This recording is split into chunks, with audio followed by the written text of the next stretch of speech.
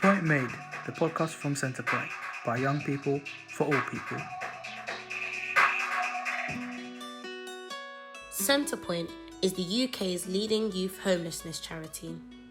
At Centrepoint, we believe no young person's life should be defined by homelessness. We give young people the support they need to heal and grow no matter what. For over 50 years, we've been the Centrepoint for change, personal and political. Everyone has their part to play, with young people leading the way. This podcast has been created by young people with lived experience of homelessness. We'll be shining a spotlight on some of the issues that affect us. We hope to challenge and change some of the stereotypes and bring others with us as part of a movement to end youth homelessness for good.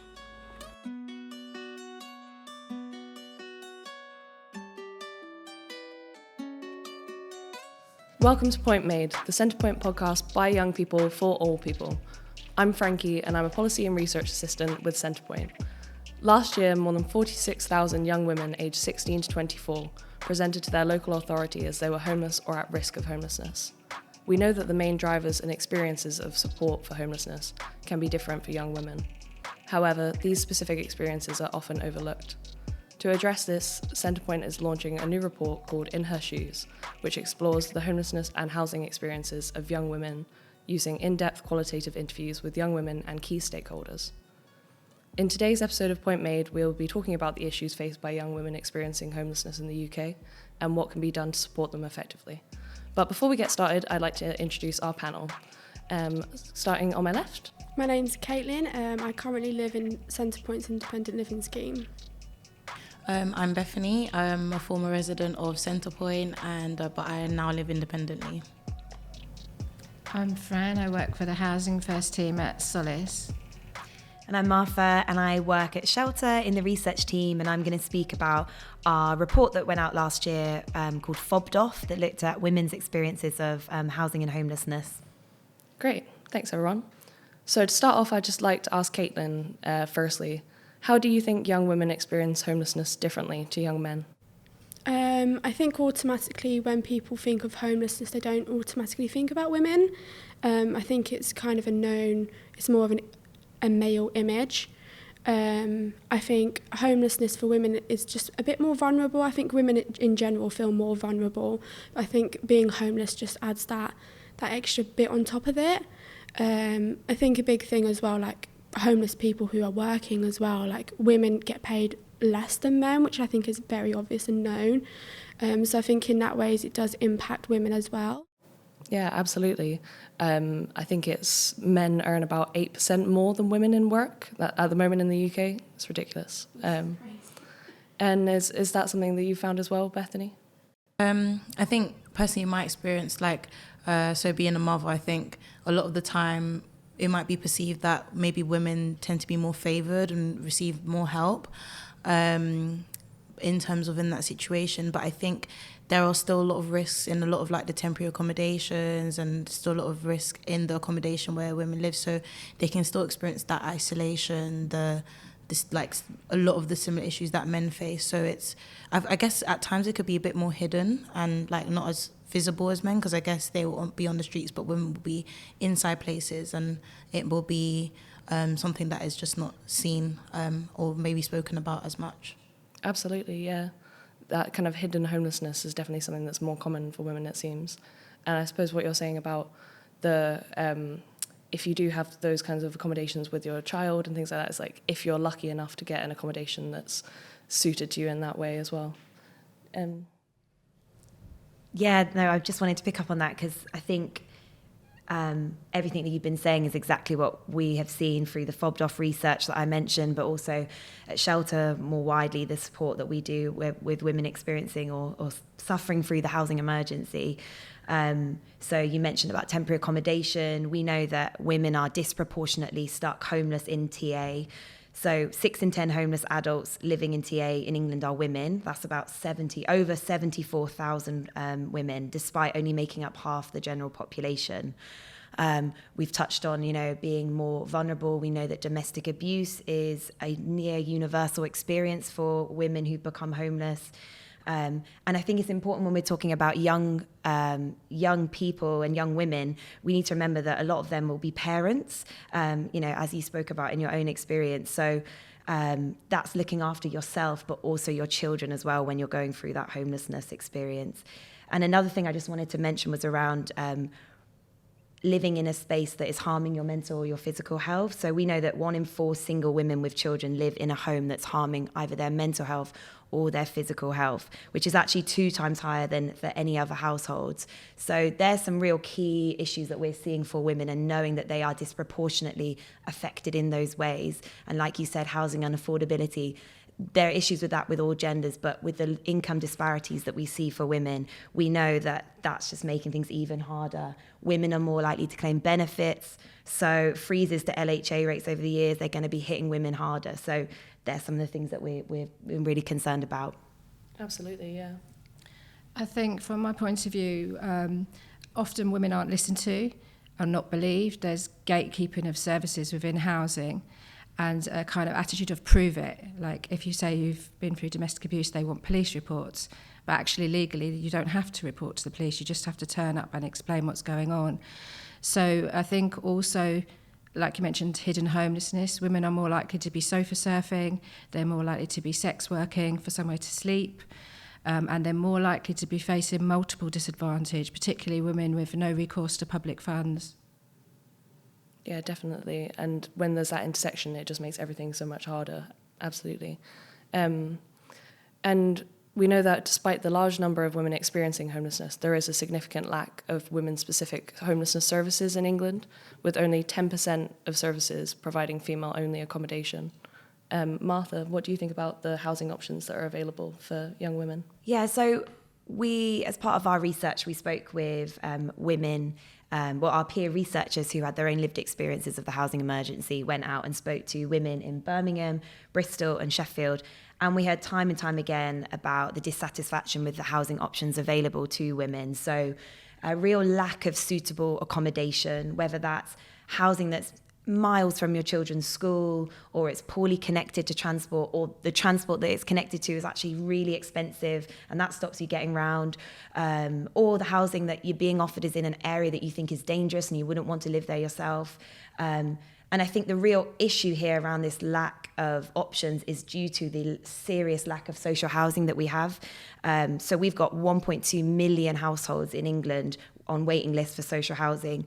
And last year, just over 6,000 social homes were built. So you can see that without social housing, people are just stuck in this constant struggle to keep a roof over their heads.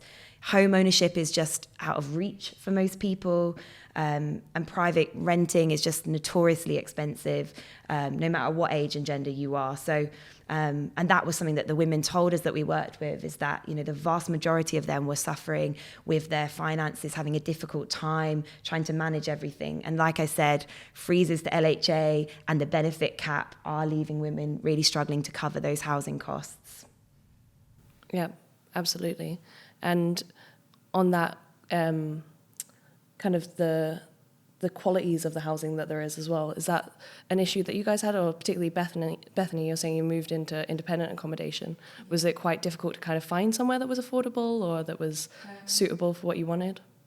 So like at the moment, so I am living in like a council property, and from my experience, like it is something that is good, but the build up towards that was something like I would say that the properties that I got were good before that, like the temporary accommodation, they were okay. But I would say, it's just a lot of instability, so a lot of moving around.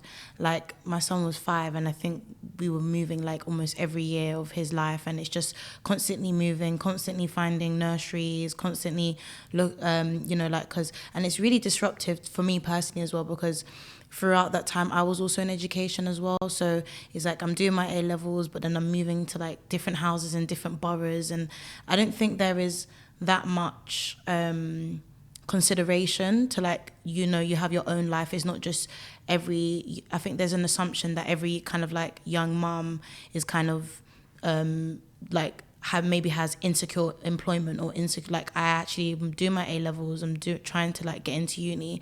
But in the end it did work out. But I think just a lot of that insecurity in terms of always moving somewhere was not helpful at all. Like it was one of those things where it's like, I know it could have been avoided by just really taking into account like you're in education, and it's not like you're just not doing anything. It was kind of like you're being treated as the same as everyone else, but when you're in education, you really need that stability because it's really likely that you can drop out easily if you're not like resilient enough to kind of keep going with that. Yeah, definitely. And they should be kind of supporting you to carry on with that. And was there points when you were having to travel quite far to keep up with your A-levels, or were you trying to move? Yeah, I guess it was more that I would be told like, say I was going to sixth form in Lewisham, and they'll be like, we found a place in Croydon, and I said that's not suitable at all. And it's like, I don't want to live there, not based on like quality or whatever it is, like what other people might be saying. It's literally like that means I would literally need to stop going to sixth form, and sixth forms cannot like just, you're doing your A-levels, you already started, they can't just take you in another sixth form. So I think it's more just like a lack of consideration to like what you have going on. There was just no consideration to that, and you kind of had to always plead. Yeah, no, I think that's exactly why the report that we wrote is called Fobbed Off, because so many of the women that we spoke to with the research have just felt that when we're talking about what housing options are available, let's think about the support, the places that people are going to learn about those housing options and get that help to get into a safe, secure home. And so much of the time, people were finding that they were being fobbed off, they were being spoken to rudely by professionals who were supposed to be there to help them. They were, in the worst cases, re-traumatized, by professionals that should have helped them. Some of the stories that we heard were so shocking about people being told about their perpetrator, it's your fault for being so obviously gay. The police had said this to one of the women that we spoke to. If he hasn't killed you by now, then he's not going to do it today, is he? These are really like shocking stories that we're hearing about the way that people are being spoken to when they're going to places for help. And, you have a right to live where you want to live and study and stay, it's kept in with your studies. So we need to make sure that people are treated in a way that helps them to keep that safe, secure home above their head. Exactly. It's exactly what Fran was saying earlier about women just not being taken seriously. I think as well there's a real need for frontline staff in housing and the police as well to be given training, to have a mandatory training, because these stories are not unique. They happen every single day in housing departments because there's not enough social housing, so services are literally gate-kept. I had a woman who went into a local authority with a MARAC housing letter, which means her case is high-risk domestic abuse, with 2 children under 3, and she was turned away. And that sort of thing happens every single day. So it's not just about funding, it's about cost. So they will try and house you in the outskirts of London because it's cheaper, but then what if you are studying and you can't afford the fares, or you can't afford the fares to take your children to the school where they've got a bit of security, what they're used to? So children are having their education disrupted constantly, changing schools constantly, which affects their education, but also they're often in substandard housing, which also affects their life chances. So, it's a direct impact of everything on women and their children often. And some of the shoddy accommodation that's damp and mouldy, and if you complain about it, then you're served with a notice to quit so that someone else will live there, and then you're moving again. So everyone really deserves a safe space to live. Yeah. Can I just add to that, actually? Because I think what I found to be honest, it was really hilarious to me, was that it's like they're trying to make you dependent on them. Like, you're trying to improve your life so that you can be independent and not use the services. Because by being in education and or your children going to school, or even some people saying in temporary accommodation, they'll be trying to work, but they can't really work because it's too expensive. And you're trying to be independent, but the way that it's all set up is keeping you more dependent on the services, which I've always just found so crazy and so confusing. And it's who's setting it up like this, who's making it like this? Because some people are trying to move away from it, but they actually stuck physically and can't actually get themselves out of the situation. I think also it locks people into a cycle of poverty quite often. That's the main thing, I think, is that there's no way out. If there's not enough social housing to go around that is actually affordable, you get people in temporary accommodation for between 2 and 5 years, and in that time, like you said, they're constantly moving. Yeah, I mean, from a personal perspective, I lived in a hostel for just over 2 years. And when it came to me moving out, the council just didn't bother. They were literally like a case, unless you show up with your bags and you've got nowhere else to go, we can't help you. And it was sort of the thing, well, if I do show up with my bags, you're just going to put me into another temporary accommodation for another 2 years. And it's a similar thing with the affordability. At one point, I was working 2 jobs, 7 days a week, to afford to pay these prices for a hostel, for accommodation that was not adequate at all. And I was paying ridiculous, overworking myself for somewhere where I didn't feel safe and I wasn't happy. And like you say, it is just such a repetitive cycle, and it doesn't end. There's not like an end point. Like even now, I live in a Centrepoint service, so I'm still not at my end point yet. Like I still don't have a permanent home forever.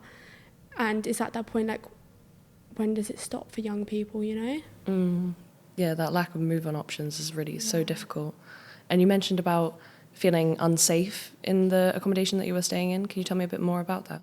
Yeah, so I lived in, I would say a large-scale hostel, but I know there's bigger out there. So there was about 18, 19 residents in my accommodation. It was about 3 floors. You had your own bedroom and you shared bathroom and kitchen.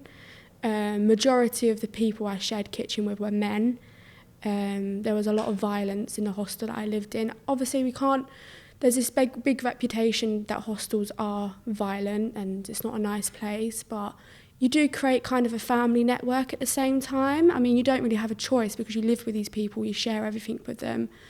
But I think from a perspective as a young person, I was 17 when I first moved into the hostel, and I came from a family breakdown as well, so I had barely any support really, just like a close friends. It was just awful, and the staff had no consideration for the fact that I was young and I had to share a bathroom with like 5 men who were much older than me.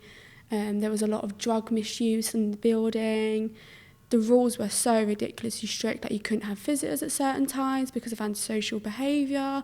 They had a curfew at one point. Like, as a young person, like, that's not home. That's literally just a roof over your head. And when you're paying extortionate amount, you would expect better. You'd expect to be able to call that place home, but it was not like that. Yeah, it sounds really isolating. Yeah, it was awful. I mean, I lived in an area which I knew, which I was very lucky in that sense. They didn't send me far away, like I knew my area. But in that sense, it's still just as isolating, so I could never imagine how isolating it must feel in an area that you don't know. Yeah, I think to shine a light on the experiences of young women stuck in temporary accommodation as well. Your story is reminding me of someone I'll call Sarah, who worked with Shelter, and she was in her early 20s and she was stuck in temporary accommodation with her 2-year-old and 4-year-old sons. And it was stuck in the room with a shared kitchen and a shared bathroom. But one time she'd have to put her kids to bed early, they're really young, and then she has to sit in a room in the dark whilst her kids are sleeping. She can't go out, she can't get a babysitter who's going to come and babysit in a room where it's, sitting in the dark room with your kids. And one time she went to the toilet and came back and there was a man having a mental health crisis in the room with her children. So by that point she decides, I'm not even going to go to the toilets anymore. She's having to use a bucket. She was there for 15 months. This is what people stuck in temporary accommodation are living through. That's what women are going through. And let's bear in mind as well that history of domestic abuse, which is common in lots of homeless women's stories, and then they're surrounded by men in a space where they're not getting that support. That's a really dangerous environment where really she should be going to getting some support and also some safety away from the perpetrator. But that's not an environment where she's going to recover. I think that's not an uncommon story. For every refuge space, there's between 3 and 6 referrals. So, and domestic abuse services miss 50% of the calls. They go to voicemail. So there's just not enough funding put into those services, first of all. But like you pointed out, a lot of the time, if families are put into hotel or hostel accommodation, they could be sharing with men and families, and some of the men have just come out of prison, some of them, like say, have drug and alcohol issues or mental health issues, and it just puts them at further risk often. So if there's not the refuge spaces available, that's your other option, which can re-traumatise you, and your children are not necessarily safe either. Definitely, and all these reasons are why we're calling for local authorities and DLUC to allocate more funding for specific provision, including women only and more refuge spaces and LGBTQ plus services, because we know that people who might identify as non-binary don't really fit in either women or men's services and might not feel comfortable. So yeah, definitely need to accommodate for everyone's kind of individual needs. So you were talking a bit about domestic violence. I just wanted to highlight that last Friday was the International Day for the Elimination of Violence Against Women. And we found that in the Centrepoint data bank that there are 5 times as many young women who lost their last accommodation due to domestic violence in England in 2021. So I just wanted to ask Francesca, how do you think we can best empower young women who are survivors of domestic abuse? I think it's a holistic approach that's needed. I think quite often just the impact of domestic abuse without even being a young person can affect your self-esteem and your confidence. So I think there's work to do around that. But also, support with accessing services, accessing benefits, accessing work and training and work experience, but also making them safe. And often that really is sometimes feels like putting on a coat of armour every day and battling with housing, with police, with children's services, with adult social care, because of how they operate. And so you have to really fight for young women, and you have to teach them to fight for themselves. And that really comes with education and knowledge. If you've got some knowledge of what's priority need, what's vulnerability with regards to housing, I think we really need to equip women with the tools to be able to fight for themselves. But in the meantime, advocate for them and lobby for more funding where it's needed, because these young women are bringing up the future generation and they're directly impacted by the policies that are constantly being passed, and their life chances and those of their children are constantly affected by these. Yeah, absolutely. And we're definitely calling for more awareness of kind of like what support there is for people who are experiencing domestic violence, because some people kind of only think of the police and they might not have a great opinion of the police and domestic violence as well. So sometimes it feels like there's not really any options there. Martha, I know you were saying a bit about women being impacted by the benefit cap. And I read a bit in your research about that affecting domestic abuse survivors as well. So the benefit cap, it disproportionately, it penalises survivors of domestic abuse, because oftentimes they're moving from an in-work to an out-of-work household, and so they're subject to the cap. So it's making financial situation that's already difficult even harder for women. And just around empowering our survivors of domestic abuse, I think what we would be really advocating for, and it's what the women that we spoke to, the peer researchers that we did the fobbed-off research with, really felt strongly, is that we need support services that are women-centred and are trauma-informed as well. So we avoid some of these negative experiences with support services that we've spoken about. Really tackling this culture of disbelief that you touched upon. It's supposed to be innocent until proven guilty, but in this, we're seeing the opposite of that. People are disbelieved, they're not trusted. And what does that do to you as a person when you're going there and being so vulnerable and telling your story? It's not good. And we know that, and you touched on this at the start, around how when people think of homelessness, we traditionally, it's dominated by the experiences of male rough sleepers. And so often services can be tailored more towards men's needs. And evidence suggests that women do less well in services that are predominantly working with men. And that's another reason why we really need to think about what are the experiences that we've covered today and how can we tailor our support to better help women. And women-centred, I think really key to that is that we are providing opportunities that bring other women together to share their stories, to learn from one another, whether that's peer support networks and groups, peer research opportunities, ways for people and women with lived experience to share their story and be heavily involved in the design of a service or the delivery of a service, so they can share what they know about what's going on. And if you miss those voices, then the service is not going to be as helpful to the people that you're supposed to be helping. But also, I think because hostels are male-dominated, often women are targeted and then they suffer further exploitation or abuse from men within those hostels, sometimes just as simple as financial abuse. I think what there is a real need for, and some secondary schools are doing this, is to do workshops around consent and what a healthy relationship looks like, because often young women actually don't know those things, and that's when they sometimes get into these types of relationships because they don't recognise the early flags that might be pointers towards a potentially abusive relationship. Could I just say the point on financial abuse, because I think that is another one that is not really spoken about as much.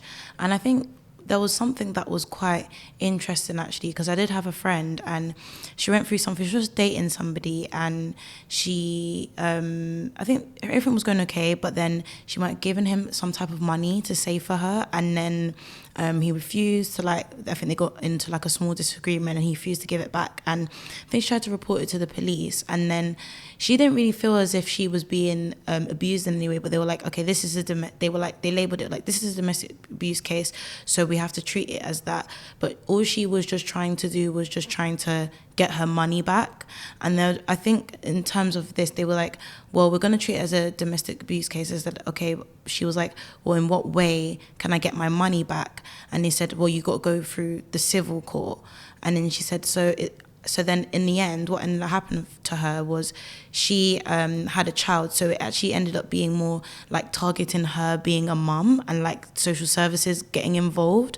And she was like, well, if we're going to treat this as a domestic abuse case and I'm a victim, if I'm a victim of this, then can I get my money back? It was on about that. And then they were like, no, we can't get your money back, but you're a victim. And I was like, it was just going round in circles. And it was even to this point, I know that she hasn't got her money back. And yeah, it just got down to the point where, social services came and they were like, oh, well, there's not an issue with the child because you were dating this person. They were not involved with you and your child. It was just you trusted someone and they didn't give your funds back. So I think also as well, it's there could be that thing where it's not believed, but also you're kind of labelled as that when you're looking for some other different type of support, but they put a label on you that you was not trying to ask in the first place, which I found quite just worrying and concerning at times. Yeah. And this is why I say the police actually need some training as well, but also what happens very often is women leave their homes, the perpetrator may still be in that home.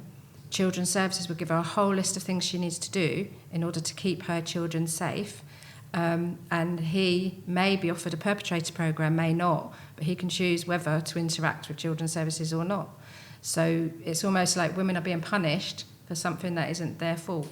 Yeah. And as soon as you mention Children's Services, why there was even a need for Children's Services in that scenario, I don't know, but maybe there was more to the story. The person didn't live there, the person had never been interacting with the child, but it was and I think it's just, it's always that there's if you report it, it's oh, now this is a whole nother job that you have to do and you have to be insuring stuff and then, but they will refuse not to actually help you and actually contact that person and actually help you just get anything back from the situation. So yeah, it's hard. And is that fear as well, even if it's before you get to that point, it's the fear of Children's Services, what's going to happen to my kids. Maybe it stops, one of the stories from the women that that we did the research with, it was only because her child said at school, I'm freezing, to the teachers, that they thought, hold on a sec, what's going on here? But the mother was like, I don't want to, I'm so scared if I lost my children, I don't want to come forward. And there is that fear is really real for a lot of women, young women as well. Definitely, and it should be kind of there to support you, not kind of there seen as something scary that's going to penalise you or anything like that. Fran, what you were saying about educating young women to kind of notice these red flags earlier. This is something that the government's implemented very recently. So it's now changed from PSHE to RSE, which is a lot more relationships focused. So hopefully kind of women of the future generations will be able to spot these red flags a lot sooner. But also at Centrepoint, we have healthy relationships workers who I interviewed for the research as well, who has kind of run like seminars for groups of people, and then also on a one-to-one basis to speak to young women and men and kind of speak to them about their relationships and kind of evaluate whether it's truly healthy and if there's anything that's, you know, they could be doing better themselves or the other person, you know. I don't know if either of you ever spoke to them.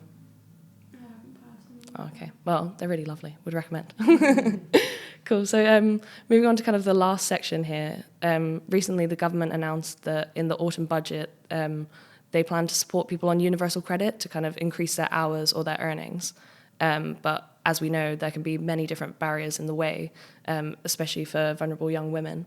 So Bethany, I just wanted to ask you, what do you think that we can do to ensure young women are able to pursue their goals and find employment while they're experiencing homelessness? I think this is a very interesting question because I'm currently not going through anything crazy, but just going through like a bit of a funny situation with universal credit, because I think I was saying you guys about the assumption that all mothers are kind of maybe not in education or not doing that. So, and I actually know so many other mums in university and doing that stuff, but I think from that assumption, there isn't really any written down like policies around what it's actually like being a mom and in education, and the requirements that you need to do and the requirements that you're not supposed to do. And the results are very different because some mums say I'm getting universal credit and I'm in uni. Some said, oh, I've been completely eradicated from universal credit. They said no. Some say, oh, I'm eligible, but like only for my housing costs, and that is quite weird to me, like why everyone's getting different results. And like I would be getting something, but then a friend who's got twins would be getting nothing, and it's not making any sense to me. So I think there needs to be more like written down policies around what we're entitled to, because that leads like some type of, I guess, discretion from like different boroughs and different like work coaches to decide, when it really shouldn't be them deciding. It should be coming from like the top down and actually deciding, okay, this is the support that we have for them. And I don't know whether there's like a refusal to decide what we're entitled to, but yeah, but they seem to know everything about when you're supposed to be looking for work and what age your child and all of this stuff, but they can't tell you anything about the amount you're entitled to if you're at uni, and I just find it a bit weird. So, yeah. And it's not really allowing you to choose what kind of job that you want to do. It's just kind of like get whatever's available. They're not really helping you to get that education that you really want, to get the job that you really want. Yeah, because you can't, I think it's weird, it's like you're on universal credit, but you can't work if you're in education because all your childcare goes on you being able to study. And like I study quite an intense course, so there isn't any time to work. In fact, there isn't really any time to do anything. So like and I think they do know that. So it's kind of like, but they'll tell you about universal credit. It's a active and working benefit, but we can't work, but we're entitled to it. So it's so like, it's just round and round in circles, and the work coaches don't even know what to do, because every time I interact with them, it's something different. So yeah. Yeah, it sounds a bit like that gatekeeping again as well. People being told different things from different people. I feel like the benefit system has changed from what's meant to be a support process to a punitive measure. And I think that, you know, forcing people into low-paid jobs or zero-hours contracts is going to make more people homeless, for one. And also there's, you know, if someone is trying to improve their life by doing voluntary work or going into education or getting some work experience, that shouldn't go against them, but it quite often will. So I think, and also childcare, like, you know, how are you going to expect people to work longer hours if there's no childcare available for them and there's not enough childcare places for women to put their kids? as far as I know, there's no such thing as weekend childcare.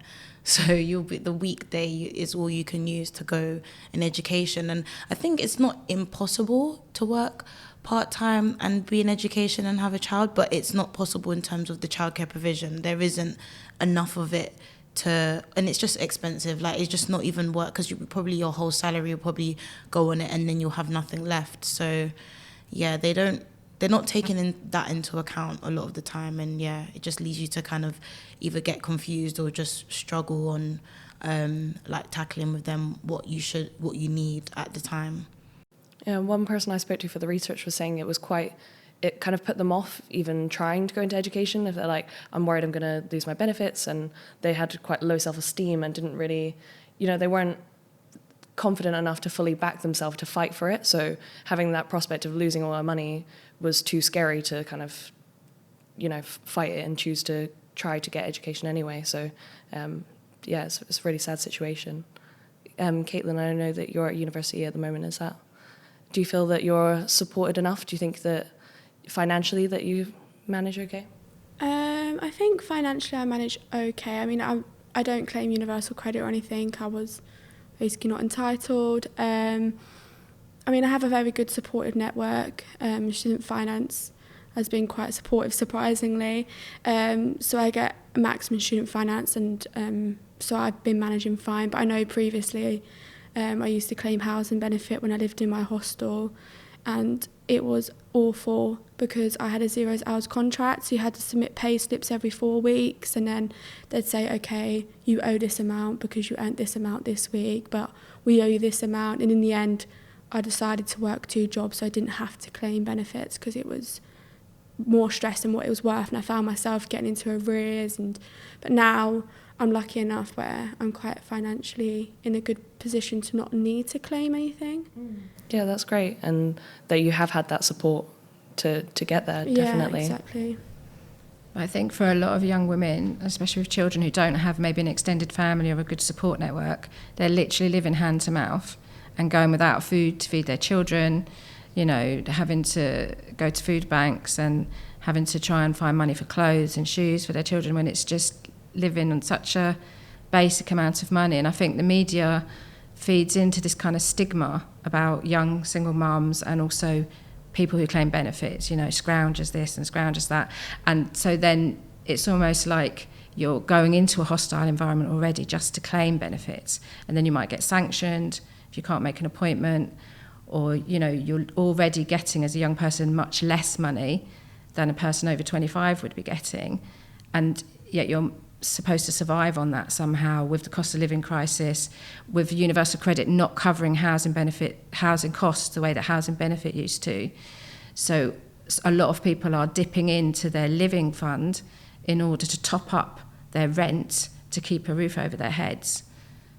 Yeah, I think with what Katelin was saying, I think it's quite sad, like what you were saying about someone feeling that going into education will make them worse off. And actually, I would really encourage anyone in temporary accommodation. I think being in education is probably the best and only thing you can really do at that point, because it's at least you'll get a little bit more support and help from other services, because it's been a lot more it's just been a lot more easier that way, because being on benefits is not the best thing. But obviously education is not for everyone, but I would say if the person can and they want to, they definitely should, because the support is a lot better if you're in that situation. I also feel like education is the key to earning a decent amount of money, and also to getting out of poverty, because otherwise you're just going to be locked in this cycle of poverty. And although it's really difficult and getting more difficult, I imagine, I feel like for young women bringing up children, you're also providing a really good role model to your children. They're seeing something different maybe to other young mums. So I think that whatever education you can go into, if that can equip you for a future, that's what you're building on, isn't it? Obviously a future for you and your children. Sorry, but I think, coming from a personal perspective, when I lived in temporary accommodation, nothing was mentioned about education. If you asked me 2 years ago where I would want to be, don't know what I would have said, because it was never an option for me to get education or go to uni. Like, I didn't have my O-levels. I went straight to an apprenticeship. Like, now, in 5 years' time, well, probably less, I'm going to have a good, stable career. But if you would have asked me that 2 years ago, I don't know what I would have said, because I was never told that education was an option. I was told, you go to work, you claim housing benefit, that's how it is. Yeah, that came up a lot in the research, just young women not aware of what choices that they had, what options were available, and the support that's there to help them to do this if that's what they want to do. But also I think what brings young women into homelessness is often unsafe environments, whether that's from parents when you're growing up or whether it's from an abusive relationship.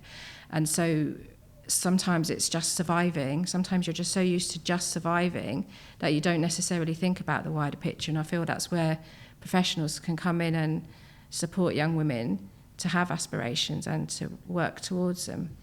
Yeah, and I think on that, when you think about women in that group that have come from a difficult, maybe abusive household, it's like being told to go out and work more isn't necessarily where they're going to be at physically, mentally. You know, they deserve time to process being homeless, having come from an abusive environment, taking that time to recover from that. You know, just because you've left maybe the place with the perpetrator doesn't mean the abuse and the effects of it stop. You know, we need to remember that.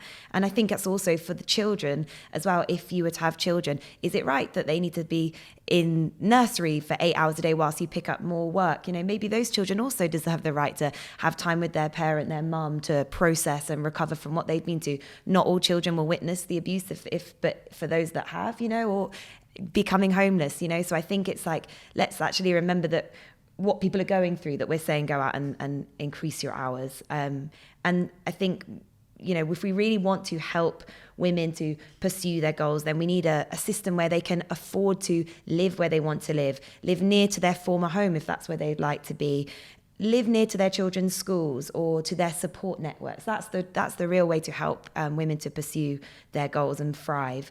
And so that means, you know, damaging welfare cuts, like scrapping the benefit cap. We need to do that immediately. That's disproportionately affecting them. We need to end the freeze on housing benefit.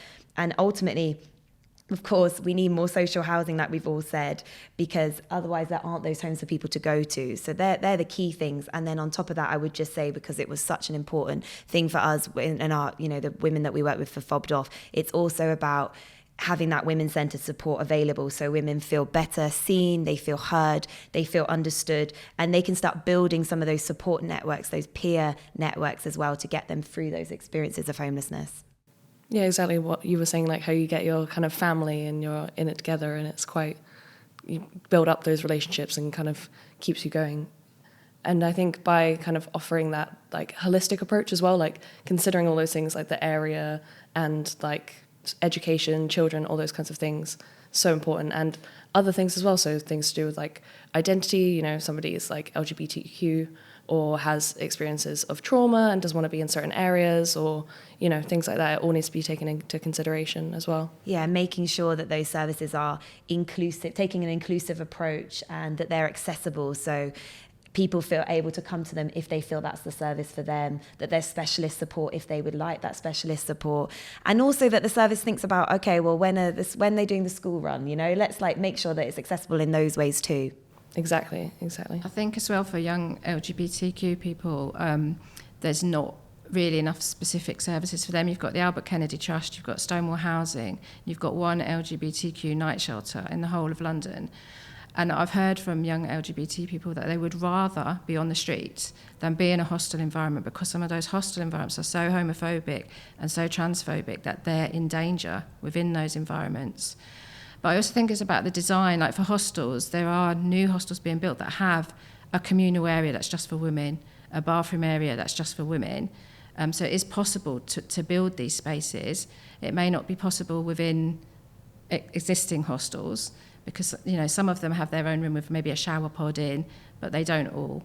We really need to think about safety more for women, and we know that a lot of the times in temporary accommodation and in unsafe environments. Yeah, definitely. And just to kind of round everything off, I wanted to ask Katelin and Bethany, what changes would you like to see in the future to support young women, or kind of what would have made things easier for you guys when you were experiencing homelessness? I think female-only hostels. I think if that would have been offered to me from the get-go, wouldn't have questioned it.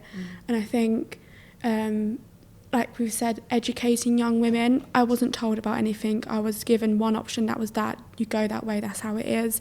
There was no, okay, what about the next step? The next step's never spoken about. And even when it is spoken about, they're like, well, you're on your own now, sort of thing. So I think providing more education for young women and female-only hostels, I'd say, would be the biggest things I would suggest. Yeah, definitely. Yeah, I would definitely agree with Katelin, because in my experience, that I've been in just female-only living spaces, and it's made like a massive difference in terms of not feeling like unsafe at all times. You can feel unsafe in other reasons, but a lot of the time when that is included, it often is because some type of male is involved or someone is trying to bring someone there, but it's not as bad. But I couldn't imagine living in a space where men are already there and you're fearing already the people in your home, and that's really difficult. So I would definitely like echo that and say like that is something that it should definitely be pushed for at the forefront. Yeah, how are you supposed to kind of focus on yourself when you feel unsafe, when all that's kind of going on around you? Safety's got to be number one, definitely. Cool. So yeah, I feel like we've had a really quite widespread conversation here. We've talked about quite a lot of like the barriers in the way of, you know, young women getting their education, barriers to housing, and particularly domestic violence. All quite a wide variety of things we've spoken about. But sadly, we have to bring the discussion to a close. And I just want to thank you all for being here and taking part in the research. And I hope that those watching and listening enjoyed the discussion. Our research that's launching is called In Her Shoes, and it's about young women's experiences of homelessness. And it further highlights a lot of the issues that we've spoken about here today. This podcast and research aims to be part of the discussion about improving and preventing homeless experiences for young women. And Centrepoint is keen to encourage others to be part of this dialogue. Cool. Thank you everyone for taking part. Thanks for listening. If you want more information, then visit our blog at www.centrepoint.org/blog. Don't forget, Centrepoint offers free advice via the Centrepoint helpline to anyone aged 16 to 25 who is homeless or at risk of homelessness.